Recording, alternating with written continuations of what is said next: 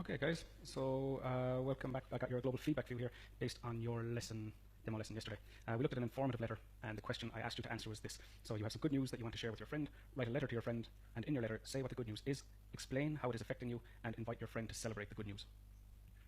Now, your strengths were that you all analysed the question very well. You understood clearly what was required of you, and you responded to this well.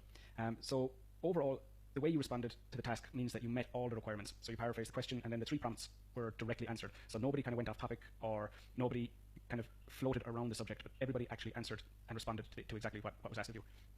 Another thing was the length of the letters. So this might not seem like a big deal, but if you're too close to 150 or too close to 200, you're at risk at either end. So if you're too short, you're at risk of your task achievement score coming down, because you might not meet the 150 on the day if you're always writing very short letters. And then the risk of going to 200 or more is that you're wasting time, and of course time is very valuable.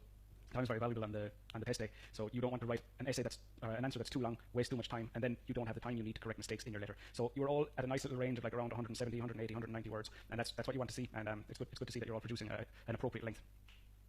Weaknesses. Now these were some things that we actually dealt with in previous demo lessons. So let me just show you here quickly.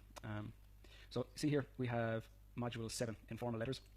Now, if you're new to the course, this is basically, I'm saying this for you, but what you should be doing is completing the course first, and then start to write the letters and focus more on the demo lessons. But if you scroll down below, you'll find these links to the old demo lessons that we've already done. And I feel like there are quite a few of these issues that have been dealt with in the past already.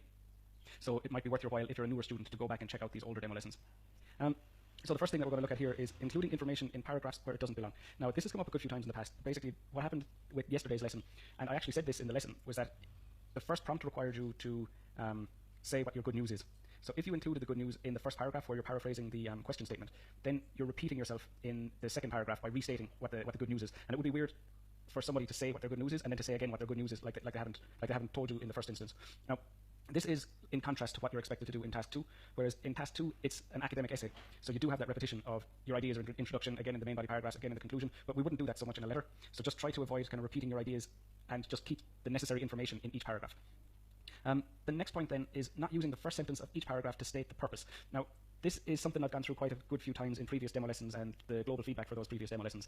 Basically, the first sentence of each paragraph, especially paragraph 2, 3, and 4, should directly respond to the prompt.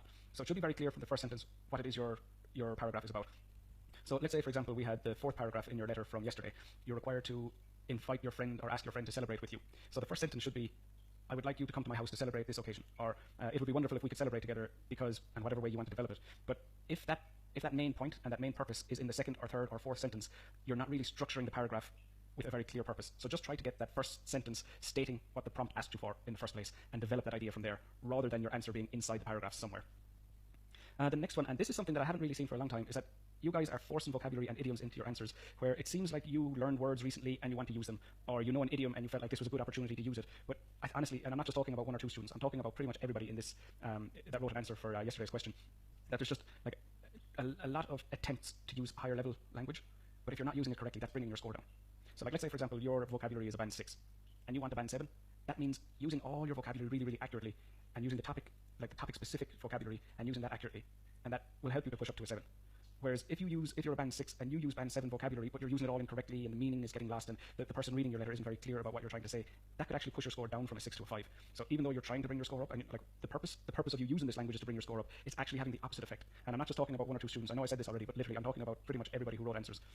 So just stop trying to force vocabulary and idioms into the answers and just focus on communicating clearly and only using vocabulary that you're 100% sure you're using correctly. The final main weakness then was grammar errors in nearly every sentence.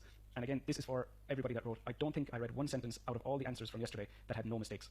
So even if you're using like grammar structures correctly, you might be getting using an adverb incorrectly. Or it could be that you're using the auxiliary verbs in a grammar tense incorrectly. Or to be honest, there's several different reasons, but overall, everybody needs to work on their grammar. Everybody has work to do.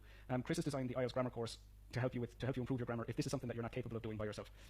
Now, I'm under the impression that a lot of you are new to the course. So later on, when you finish all the modules, you will be submitting your writing and you'll be getting feedback on what you've done correctly and what you've done incorrectly, but all your grammar errors will be corrected. So what you need to do is, once you get that feedback, you need to look through those mistakes and you need to determine exactly what type of mistake you're making and figure out how you're going to improve this. Okay, so those are the main weaknesses. The first 2 are more to do with task response and coherence and cohesion, and obviously vocab is related to vocab, grammar is related to grammar. But these are all key things that you need to work on. You're not going to get a high score when you're making these mistakes. Okay, so then each week what I do is I take sentences with mistakes and I get you guys to correct them. So I'm sure you're well aware of this if you've done my lessons in the past. So I have 1, 2, 3, 4, 5, 5 sentences. They all have either grammar or vocab mistakes, and I want you to get a pen and paper and rewrite these sentences so that there are no mistakes. Okay, so just pause the video and press play when you're ready to see my corrections. Okay, so here we go. I'm presuming that you've already corrected them, and here is what I've put down. I just want to point out, first of all, that there shouldn't be a space before the comma. So a lot of students, I think generally from East Asia, make this mistake where they put a space between the last letter and the comma, but there should be none. There should be no space. It should be right up against it, like I have here with finally and a comma. Here, I think like you've already said hello, it would just be unnatural in a letter to say the person's name first. So I just put in finally, the way to become a father is over for me. So that's just word order, that phrase would always be like that. And I entered the next phase of my life 3 days ago. So even though I've corrected this phrase, we still wouldn't really use it in that way. So I think it would be better just to say how you're feeling about it or something like that, but we wouldn't really say that. In the second one, I hope you're doing well, and that's going to be a new sentence. I just received some great news. So when we're talking about just, that's like a present perfect for the recent past, so just received. So this has just become, I've just become aware of this. I just received, oh, excuse me, that's present perfect. So you could say I have just received, or I just received, so present, past simple is also okay. Also be aware that phrases like this, I hope you're doing well, that won't be included in your word count. So like the introduction, the sign off, and any little phrases like I hope you're doing well, or I wrote this letter to tell you that, whatever, that they won't actually be counted as part of the word count. Okay, so then the third one here, I'm writing to you today to share some exciting news with you.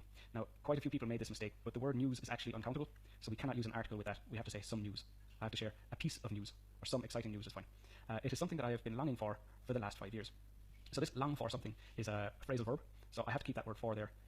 It's not incorrect, but it's not something we would do a lot, is put like the same word one after the other. So it would be more natural for us to say something like, it is something that I've been longing for since 5 years ago. So that way you avoid the for, even though it's correct, but it just might make more sense to switch it around. Okay, number, what are we on here? 4. I was discharged from hospital last weekend and have been dying to share this news with you. So this is really like a fixed phrase to say I'm dying to share my news with you, or I'm dying to share this news with you. So this is a fixed phrase, and this is how we say it. The last one then, thankfully.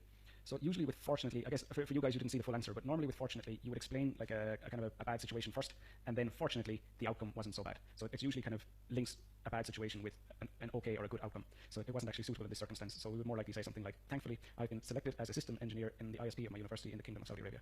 This one I was unsure about, a system engineer. I might be wrong, but I would have thought it was a systems engineer, but I'm not very aware of various engineering jobs, so I just left it as system because I'm not sure if I'm wrong, to be honest with you. I'm not sure if I'm right or wrong, so I just left it as it was. Okay, so that's it for today, guys. I think it would be really worth your while going back and looking through your essays again. If you can find your own vocab mistakes and your own grammar mistakes, that'd be wonderful, but just to be aware that everybody did make some. As always, if you have any questions, you just put those in the comments under the video, and I'll get back to you probably tomorrow with answers to your questions. Okay, thank you guys, and have a good week.